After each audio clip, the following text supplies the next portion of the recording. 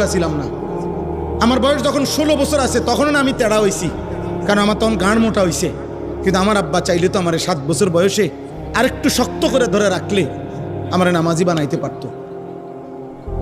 ওনার time নাই, ওনার time নাই। উনি নিজে খায় বিড়ি, উনি ভূতের কিতা মানুষ করব?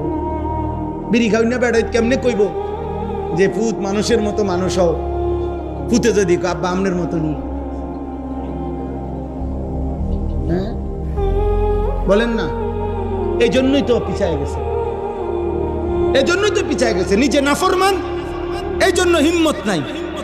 নিজের টাকা সুদের, তো ও বেটার হিম্মত আসবে কোত্থেকে? অভিভাবকের টাকা, কিস্তির টাকা, হারামের টাকা, ওজনে কম দেওয়া টাকা, ওই হিম্মত পাবে কই? ওই কলিজার মধ্যে হিম্মত পাবে কই?